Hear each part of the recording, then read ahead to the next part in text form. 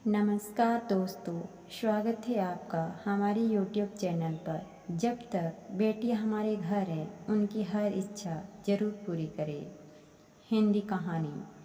5 साल की बेटी बाजार में गोलगप्पे खाने के लिए मचल गई। किस भाव से दिए भाई? पापा ने सवाल किया। 10 रुपये के 8 दिए हैं, गोलगप्पे वाले ने जवाब दिया। पापा को मालूम नहीं था गोलगप्पे इतने महंगे हो गए हैं। जब वे खाया करते थे तब तो 1 रुपये के 10 मिला करते थे। पापा ने जेब में हाथ डाला।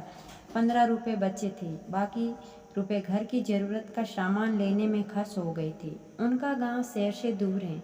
10 रुपये तो बस किराए में लग जाने हैं। नहीं भाई, 5 रुपये में 10 दो तो ठीक है, वरना नहीं लेने। ये सुनकर बेटी ने मुंह फुला लिया। अरे अब चलो भी नहीं लेने इतने महंगे। पापा के माथे पर लकीरें उभर आई। अरे खा लेने दो ना साहब, अभी आपके घर में हैं तो आपसे लाड भी कर सकती हैं। कल को पराए घर चली गई तो पता नहीं ऐसे मसल पाएगी या नहीं। तब आप भी तरसोगे बिटिया की फरमाइश पूरी करने को।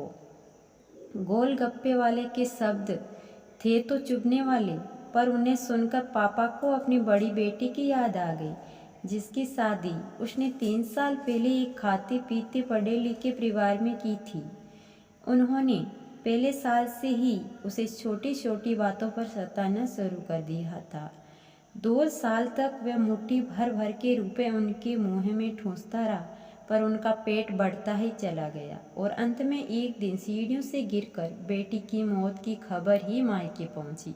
आज वह सटपटाता है कि उसकी वह बेटी फिर से उसके पास लौट आई और वह चुन चुन कर उसकी सारी अधूरी इच्छाएं पूरी कर दे। पर वह अच्छी तरह जानता है कि अब ये असंभव है। दे दूं क्या बाबूजी? गोलगप्पे वाले की आवाज़ से पापा की तंद्रा टूटी। रुको भाई, 2 मिनट। पापा पास ही पंसारी की दुकान थी, उस पर गए जहाँ से ज़रूरत का सामान खरीदा था। खरीदी गई 5 किलो चीनी में से 1 किलो चीनी वापस की तो 40 रुपये जेब में बढ़ गए।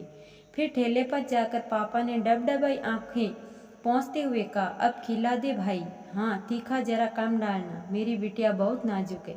सुनकर 5 वर्ष की गुड़िया जैसी बेटी की आंखों में चमक आ गई और पापा हाथ कसकर पकड़ लिया।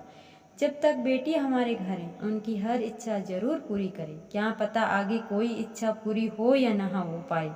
ये बेटियां भी कितनी अजीब होती हैं। जब ससुराल में होती हैं तब मायके जाने को तरसती हैं। सोचती हैं कि घर जाकर माँ को ये बताऊंगी, पापा से ये मांगूंगी, बहन से ये कहूंगी, भाई को सबक सिखाऊंगी और मौज मस्ती करूंगी। लेकिन जब सच में मायके जाती हैं तो एकदम शांत हो जाती हैं, किसी से कुछ भी नहीं बोलती, बस माँ बाप भाई बहन से गले मिलती हैं। बहुत बहुत खुश होती हैं, भूल जाती हैं कुछ पल के लिए पति ससुराल, क्योंकि एक अनोखा प्यार होता है। मायके में एक अजीब कशिश होती है। मायके में ससुराल में कितना भी प्यार मिले, माँ बाप की एक मुस्कान को तरसती हैं ये बेटियाँ।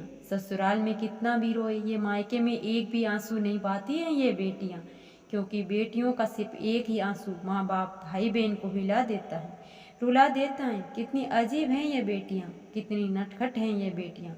भगवान की अनमोल देन है ये बेटियाँ। हो सके तो बेटियों को बहुत प्यार दें, उन्हें कभी भी न रुलाए, क्योंकि ये अनमोल बेटी 2 परिवार जोड़ती हैं, 2 रिश्तों को साथ लाती हैं। अपने परिवार और मुस्कान से हम चाहते हैं कि सभी बेटियां खुश रहें हमेशा, भले ही वो मायके में ससुराल में। खुशकिस्मत हैं जो वो बेटी के बाप हैं, उन्हें भरपूर प्यार दे, दुल्हार करे और यही व्यवहार अपनी पत्नी के साथ भी करे, क्योंकि वो भी किसी की बेटी है और अपने पिता को छोड़कर आपके साथ पूरी जिंदगी बिताने आई है। उसके पिता की सारी उम्मीदें सिर्फ और सिर्फ आपसे हैं। धन्यवाद दोस्तों। स्टोरी पसंद आई हो तो कमेंट बॉक्स में जरूर